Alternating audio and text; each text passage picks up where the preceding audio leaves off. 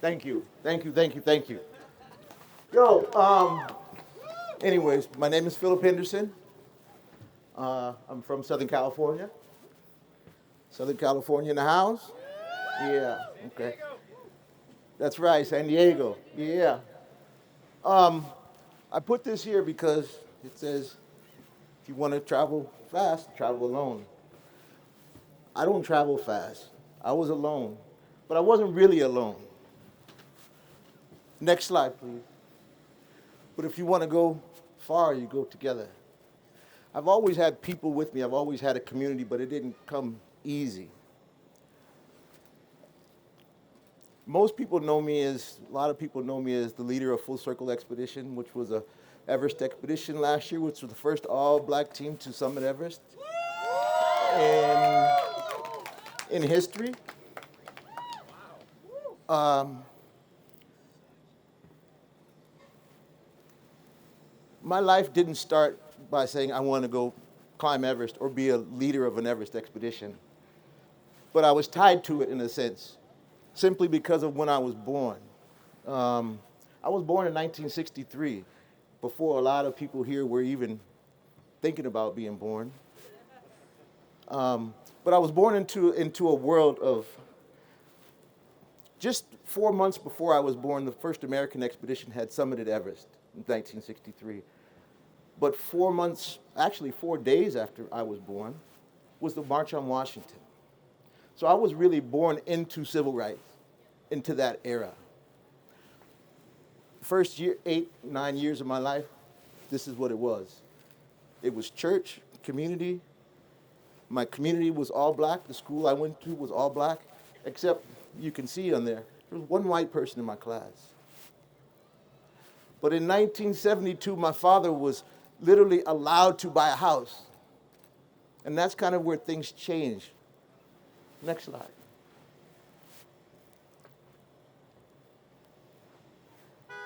It changed in a way that I didn't know. I was 8 years old. But when I went to school, it really seemed different. My community was different. The neighborhood I lived was all white. The school I went to was all white. I was one black kid in the class. Next slide, please. But 2 years later, as you can see, things were starting to change a little bit. And so I've always had different people in my lives, whether they were all black or just different. But as we were living in that neighborhood, diversity started happening. So I was growing up with what we're looking at trying to build right now, almost 58 years ago, 52 years ago. By the time I was in middle school, desegregation was happening. They were busing kids from the other side of town to where I lived at. But I didn't ride the bus. So to those kids, I was different. But to the kids I lived with and went to school with, I was different. So I didn't know where I fit. Next slide. The common thing for me was sports. And I've always been an athlete. Baseball, football. Next slide. From the time I was 8 until I was in college. Now, football that was my life. I had cousins that played professional football.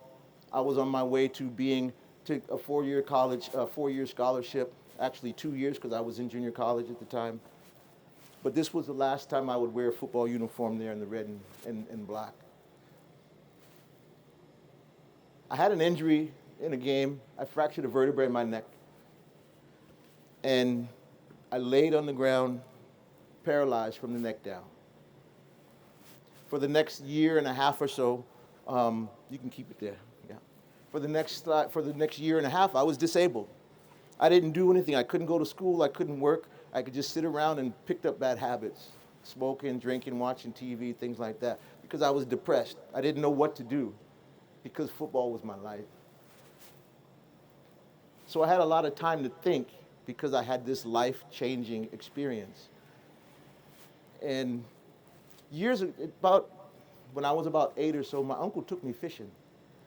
And that stuck with me. So when I was actually able to do something, there were two things I did. One is I learned to play golf. So when I'm here, it's nice to be on a golf course. But I started playing golf when I was 20. But I started thinking, what am I going to do with my life? And so I went into a state park and I started fishing again. Well, going to that state park opened my mind to the outdoors. I noticed that there was a ranger. Like, whoa, it's a ranger, what is that? Because that wasn't something I knew about. And he explained to me what he did, and there was a volunteer program. So I volunteered in that program, and I did these interpretive hikes. And it got me curious, like, wow, this outdoor stuff. So I went to a store to buy a pair of boots. And I asked someone, where do you learn more of this outdoor stuff? He gave me 2 telephone numbers, one to Outward Bound and one to Knowles, the National Outdoor Leadership School. And I had to call them to get them to send the catalog in the mail because the internet didn't exist at the time. And the Knowles catalog came in the mail first. That was my exposure to the outdoor industry back then. I think that was about 1989 when I got that catalog, maybe a little bit earlier. But I looked at that and I said, this is what I'm going to do. I didn't know anybody in the industry. I think I had skied once. A friend of mine took me skiing. He said, this is how you stop. Let's go. Took me to the top of the mountain. I think I had climbed once as well. It was an artificial climb. It was on a pillar of a highway overpass with drilled in with holes drilled into the cement. That was the first artificial climbing that I ever did. Climbing gym didn't really, I think there may have been 2 or 3 in the country at that point in time. Next slide. I quit my job. People didn't believe I was going to do that. But I knew I didn't want to go into a Costco warehouse for the next 25 or 30 years and retire and have a house and all those different things. I wanted to do something different. So I saved my money. I hustled for the next couple years. 1992, I took a Knowles course. And I've been working in the outdoor industry ever since then. But when I started, Knowles had been operating for already about 30 years. And I was the first Black American instructor to work there. From 94 to 99, I was the only Black instructor that worked there. I didn't know, when I came into it, I didn't know what the future held. I just knew that I wanted to do this for work. I wanted to do that. I was working for $40 a day back then. My parents didn't think I had a job, actually. My father would ask me, when are you going to get a job? I said, Pop, I have a job. Next slide. Opportunities are something that don't come easy. We had Elle yesterday who was saying, you have to kind of assert yourself. You got to insert yourself. You really have to look for opportunities. So I was working at REI, and there was a gentleman who was passing out some brochures for his whitewater program, and I just happened to be standing next to him. And something in my mind told him, ask him if he needs any guides. So I asked him, and he gave me work. That's how I got my first job in the outdoor industry, because I approached someone and asked him if I could work for them. He didn't hesitate. He just said, yeah, here's my number. Give me a call. Whitewater was not something that I was comfortable with at the time. I hated it, actually, so I don't know why I asked him about that job. But I ended up working for him for a couple of years. Next slide. But when I started working in the outdoor industry, for me, it was like taking a step backwards 25 years. Because the community that I came back into was like when I was back in the 3rd or 4th grade. It was all white, and I was the only Black person. And it was like that everywhere. Youth programs, go ahead, next slide. I'm an L&T master. These are L&T master courses that I would work with land managers. Next slide. So when I was working for Knowles, I always realized one thing was that people are benefiting, people are growing tremendously through this education, through this outdoor education program. But none of those people come from my community. It wasn't for me about getting more Black people in. It was about having access to education, outdoor education, and learning that. And that wasn't something that was going in my community. So I was always looking for opportunities to bring other people in. Next slide. When I went home, my mother was my biggest advocate, should I say. And she would always say, oh, my son's home. And she would have people come over to the house and they would ask, oh, you do that stuff? I want to do it. And so back in 1999, I started taking people out. If you want to come out, I'll teach you. And so I was having folks from Los Angeles, different communities, come to Wyoming where I was living just to give them that experience of outdoors. Go ahead, next slide. Next one. But at the same time, I had to practice my own craft as well. I had to get proficient at a lot of skills. Otherwise, I could only work about that much of the year. Go ahead, next slide. I've always been a skier. That's something I've done. That's the one thing I've done for the last 37 years. That's what I do. That's what gets me. And Andrew asked someone earlier, what gets you up in the morning? Skiing gets me up in the morning. Yeah. 4 o'clock, 3 o'clock, doesn't matter, but I want to go skiing. Next slide. I don't consider myself a climber, actually. Yes, I am a climber, but I don't get pigeonholed into just being a climber. I'm an outdoor professional is what I do. I climb, I ski, I boat, I bike, I fish. And so I know that there's something out there for everybody. If one thing doesn't work, try something new. Go ahead, next slide. I had mentioned about being the only Black American instructor at Knowles. Well, what I found out was, Knowles had been operating in Kenya for 25 years, and they had Kenyan instructors who were Black. So in 2000, I actually went to Kenya to work. And they had never seen a Black person from America before. And so when I went there, they asked on the coast, the sailors asked, they said, so you mean he was born here in Kenya and then he moved to the U.S. and forgot how to speak Swahili and now he's back here? And they said, no, he was born in America. And they're, oh, pole sana, which means we're so sorry. Lakini karibu yumbani, so they were saying, but welcome home. There are other stories I can tell you, but during that period of time is when I kind of said, I want to connect people. I have this connection. I want to connect other people with our culture. While I was in Kenya, I also got married, so my wife is from Kenya before I came home.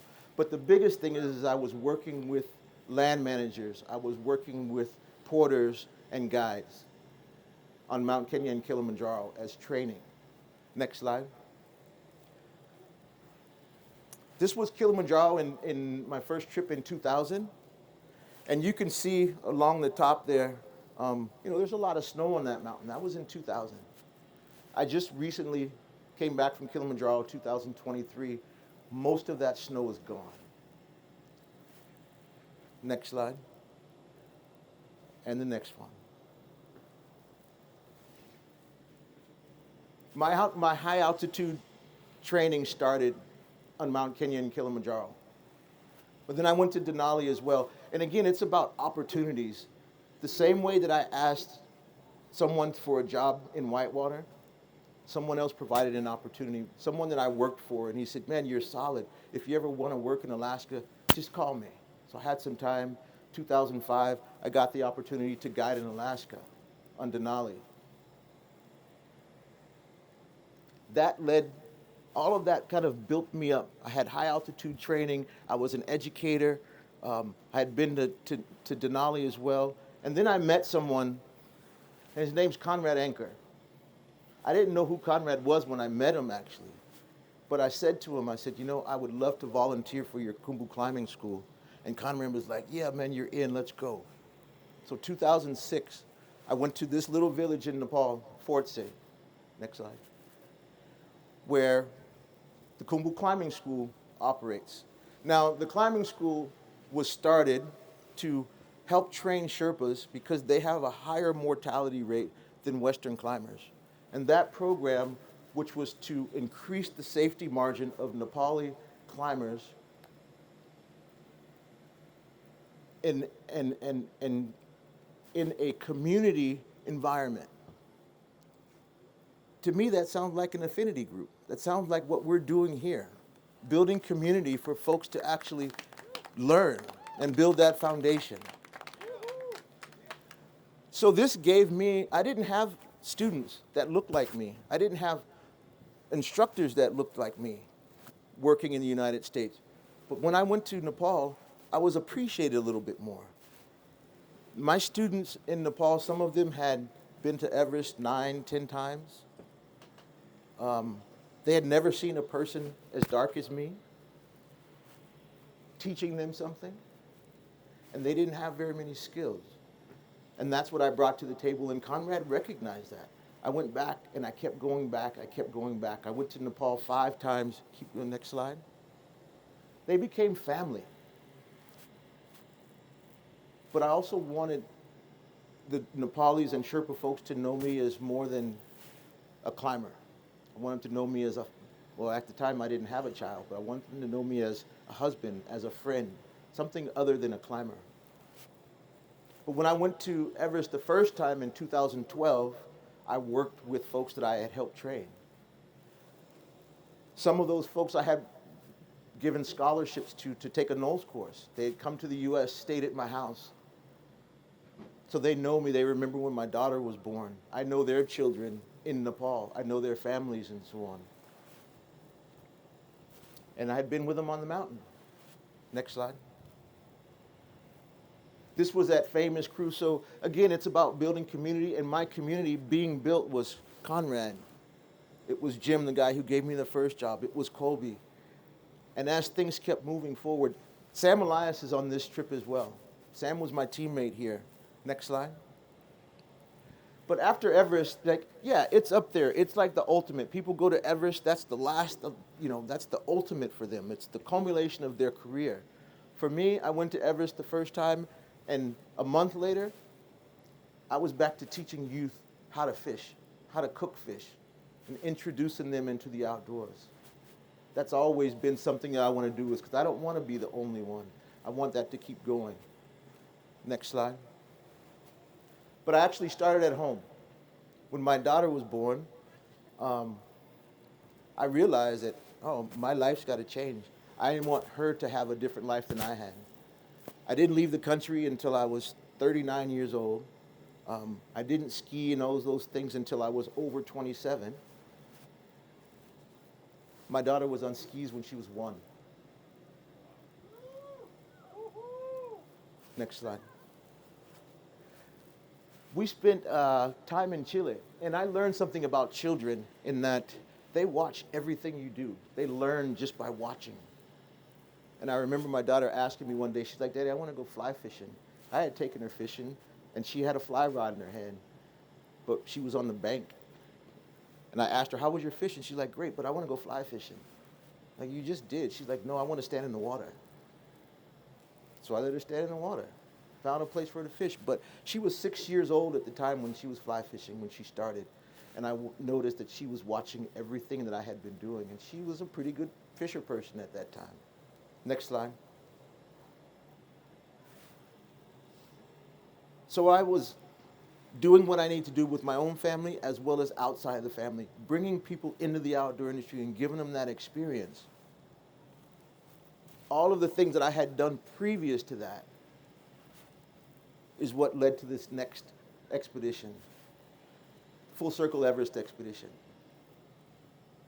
Conrad and I had talked about it for years, and I had been out of the country. I came back, and there was the industry had just changed from 2000. I was out of the country 2013 to 16. Affinity groups were happening. People were engaged in climbing, and someone called me and asked, "Hey, can you come and do this presentation for Black History Month?" And I'm like, "How do you even know who I am?" And she's like, "Oh, Phil, well, everybody knows who you are. You're a legend." These are people that didn't exist in the outdoors for years. And so I realized that I had only an obligation, but I had community, people who were wanting something from me, and I had something to give to them. So through all of those things, Conrad and I talked, and I was out of the country, came back. I met Fred and Dom, I met Manoa, and we started this process of building the team. We wanted our team to be gender neutral, but finding Black women with mountaineering skills was really, really hard.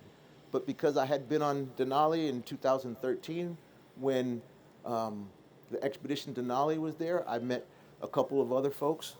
Rosemary, who's sitting right here in front, was on that team, and Rosemary and I had also been on on Kilimanjaro together in 2018 when she guided with me. This was on Rainier. Our training program, it was a part of our training program, was just to get, spend time together. But the biggest thing, next slide, please. Again, folks in Nepal were like family to me. So the goal for us was not just going to Everest and climbing Everest, but my biggest goal was to connect people from my community here with my community in Nepal. I wanted more people to know about Sherpas and to be able to speak about the Sherpa culture and about Mount Everest from experience, not just from what they read in a magazine. But that still wasn't, we don't just build a team and say, hey, we're going to go to Everest as a black team. All of us had 6,000 meter experience or multiple 6,000 meter experiences. Next slide. So because I wanted them to be one team, I didn't want our climbing team and our Sherpa team. So in January of 2022, we all went to the KCC, the Khumbu Climbing School in January, and immersed ourselves into that program. My goal here was I wanted our team to, because no one else had been to Nepal before, I wanted them to know the food. I wanted them to know the culture. I wanted them to breathe the air, get that stuff in their gut. Get sick now before you go in April and get sick, if you're gonna get sick. But most of all, to build that community, to spend time with our Sherpas, the folks that were gonna be on our team. We had a great time. We spent a month together. And this is really what was building community. So by the time we went, next slide. The time we went to Everest, all the groundwork was done. We were tired, but there was still one foot to put in front of the other for the next 2 months. We talked about community building and so on. Again, I had been on Everest 10 years before that.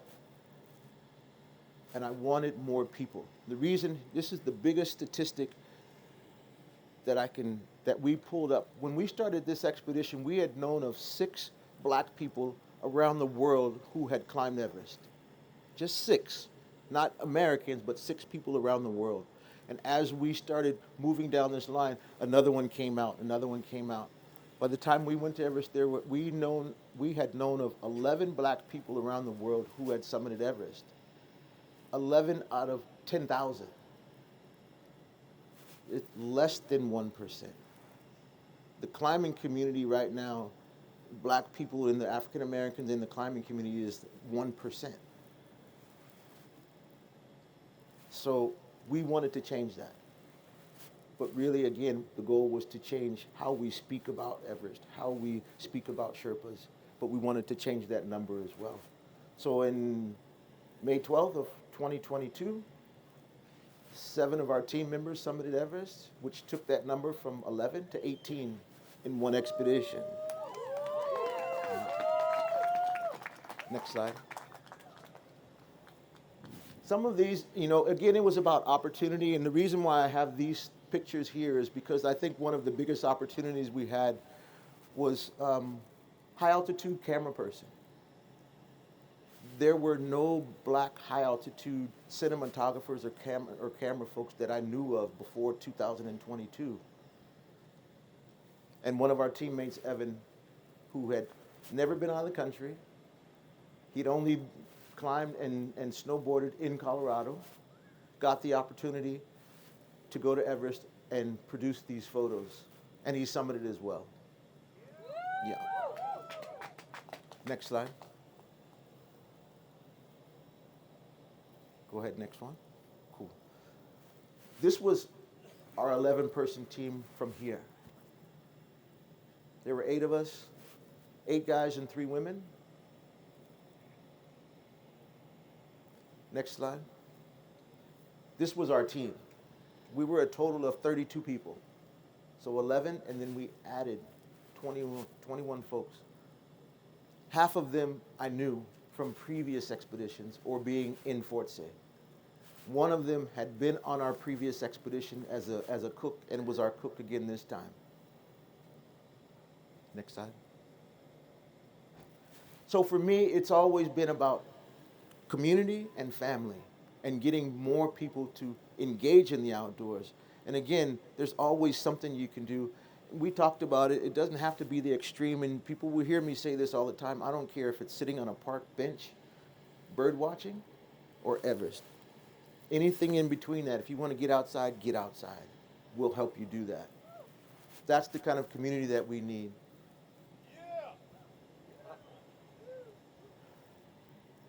I believe to expose children to almost anything and everything possible.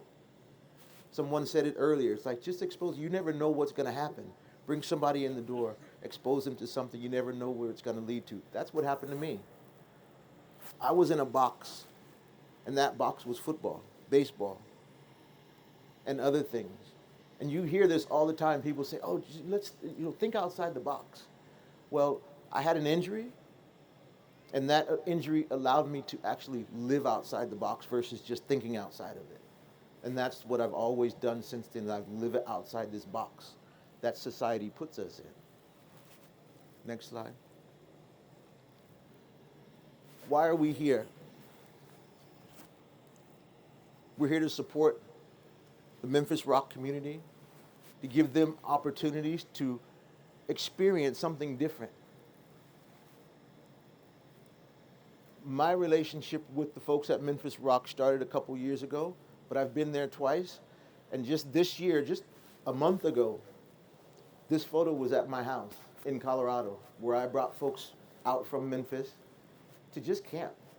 Give them a comfortable place to camp with somebody they know and see some things that they may not have seen before. And it was funny because they got out of the van in the driveway and someone got out and said, "Wow, this is not Memphis." I said, "No, it's not." But you can see they had a chance to hang out with the goats. They have goats at home. Fire, next slide. Just camping, just being comfortable. That's just my next step. This is our goal, is to provide opportunities for people who would not normally have that opportunity. That's what I've always done outside of being an outdoor professional. And it's not just about black and brown people, although that is a big proponent of mine. I want to make sure that that happens because we don't want history to repeat itself. My community has always been very different. I speak 5 different languages. I can communicate in 5 different languages because I try. It's intentional. And I think we need to be intentional in how we build our communities. And building that community is important to our resources, to the environment. We can't save the environment. We can't look at global warming from one perspective. We need to bring other people in. That's how we get to the next step. So that's why we're here. We're supporting the folks from Memphis Rocks, giving them the best opportunity they can to experience life and have a better life within Memphis Rocks or outside of it. But we have to give them opportunities to make choices in their own lives. And that's what my job is right now. That's where my goals are right now. That's my determination right now, is to do the best I can do for those kids from Memphis Rocks. So what I'm asking you all to do as well, join Tom Shadyac, the board at Memphis Rocks, myself, Conrad, Sam, all of these folks who are putting in, countless hours and energy to Memphis Rocks to make that place sustainable.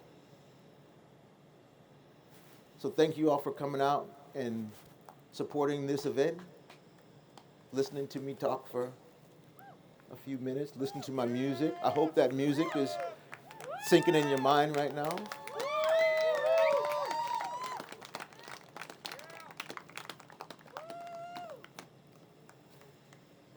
Yeah,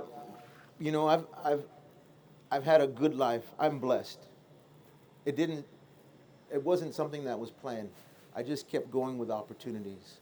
This is what I think about opportunities is that if you're in a position to provide an opportunity for someone, do it. Doesn't matter where they come from, what they look like. If you notice that that person is interested, provide an opportunity for them. Yeah. And those folks who are looking for opportunities, if there's an opportunity in front of you, take it. You never know where it's going to lead you. Don't be afraid to ask. You never know what's going to happen. You just got to ask. You never get anything if you don't ask, right?